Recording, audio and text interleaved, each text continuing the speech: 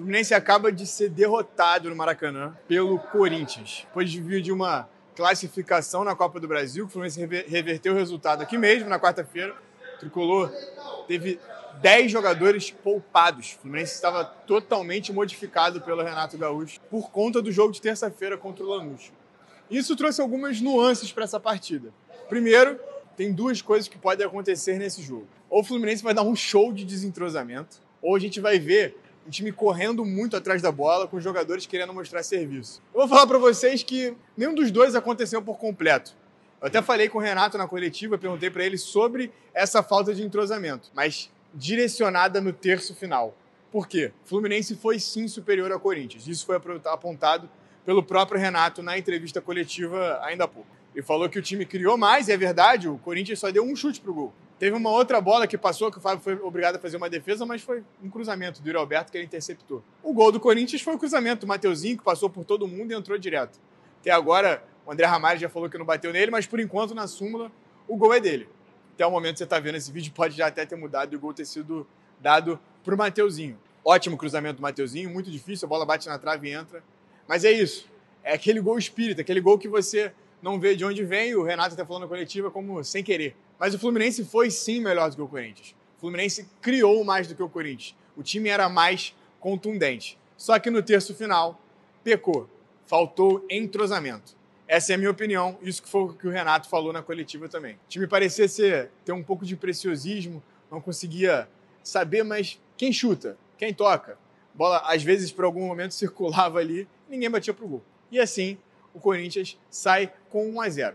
Mas a outra nuance é, os caras vão correr atrás da bola, vão querer mostrar serviço, tinha gente nova aparecendo, hoje o John Kennedy voltou a entrar depois de muito tempo, o Riquelme voltou atrás depois de muito tempo.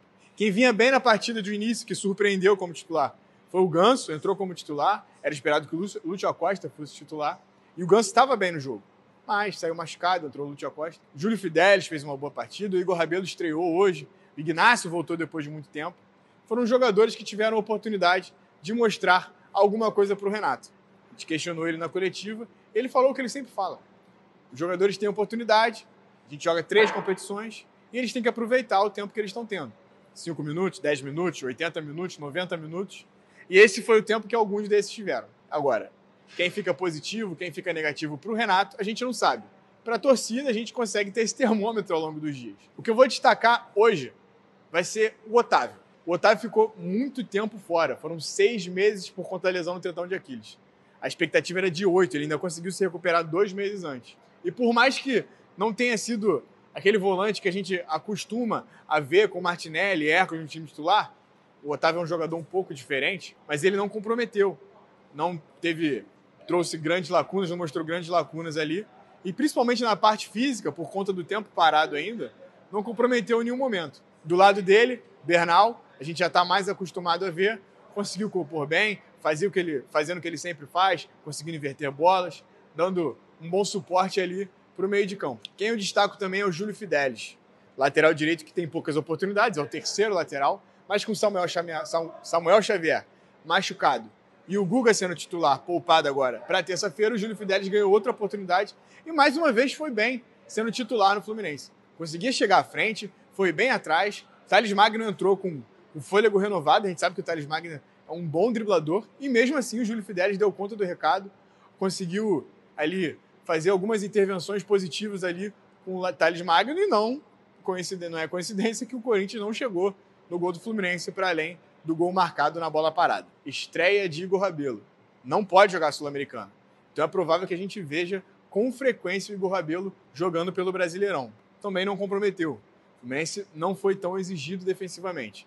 Mas na saída de bola, o Igor Rabelo, apesar de não ser canhoto, eu senti que ele tem uma qualidade a mais ali no momento de escolha do passe. Não tem o lançamento que o Freitas tem ali pela esquerda, talvez até por ser canhoto dificulta um pouco o posicionamento corporal ali para ele ter essas bolas, mas ali a bola por dentro, o momento de saber olhar para o lateral, o momento de saber acelerar essa bola, eu acho que o Igor Rabelo tem mais esse tempo de jogo, esse ritmo do que o Freitas. Pode ser uma possibilidade. Mas é um zagueiro lento, é mais lento do que o Freitas. E talvez jogando com o Thiago Silva ao lado, que também já não tem a mesma velocidade, apesar de ter os atalhos, né? Afinal é o Thiago Silva, ele não tem a velocidade de recuperação que o Freitas tem para saltar, para recuperar nas linhas. Quem mais a gente pode lembrar aqui é o Riquelme. O Riquelme entrou bem no jogo. No final, ele substituiu o Santi Moreno, mas ele mostrou o Riquelme que a gente viu no início. A gente, por um tempo, viu o garoto oscilando, que é normal, o Riquelme é muito jovem, mas hoje ele estava mais contundente. Depois da lesão, ele parece ter ganhado um pouco de força, ganhado um pouco de mais pegada física e conseguiu ser positivo até para recuperar a bola. A gente viu o Riquelme botando o pé nas divididas, chegando em todas as bolas, que foi positivo. Mudou ali um pouco o ataque do Fluminense, conseguiu ser incisivo, conseguiu fazer o Fluminense chegar no final. O problema é que ele entrou e foi logo quando saiu o gol do Corinthians. Ele entrou e logo pouco depois saiu o gol do Corinthians. E o Fluminense ficou um pouco mais afobado nesse momento. Parecia que, olha, a gente não pode perder em casa pro Corinthians, a gente está batendo o tempo todo. E eu acho que o time pecou um pouco ali no final. As escolhas um pouco precipitadas, o time avançando um pouco sem organização. Os jogadores mostraram. O Renato deu oportunidade, poupou porque tinha que poupar realmente, mas eu também acho que o Renato fez isso para dar rodagem para o elenco, para ele ver com quem ele pode contar nesse momento. John Kennedy entrou 5 minutos, não teve o que fazer, mas o Renato conseguiu ver o que ele pode ter, quem ele pode confiar ali ao longo da temporada. O Fluminense chega nas quartas de final agora da Sul-Americana e a Copa do Brasil é só em dezembro. Então a preocupação realmente é no Brasileirão. O Fluminense ainda não definiu com o que vai brigar. Não está nem lá na frente, nem lá embaixo. Se bem que agora com o resultado negativo em casa, dificulta um pouco e o Tricolor se aproxima da zona de rebaixamento. A rodada ainda vai se desenrolar, tem muitos jogos ainda nesse domingo, mas o Fluminense vai se complicando. Se não apertar o passo, se complica cada vez mais. Mas o foco ainda são as Copas. Por mais que digam que o Tricolor não está focado em nenhuma competição, que vai jogando jogo a jogo, toda semana o time é poupado para o Brasileirão e é titular nas Copas. Então não dá para dizer que o time não está indo com força máxima, não está indo com prioridade nas Copas. Enfim, o Fluminense volta a campo na terça-feira, lembrando, contra o Lanús, lá na Argentina, às 21h30. E até lá você acompanha todos os detalhes do dia a dia, tudo que tem para você saber de Fluminense aqui no Lance.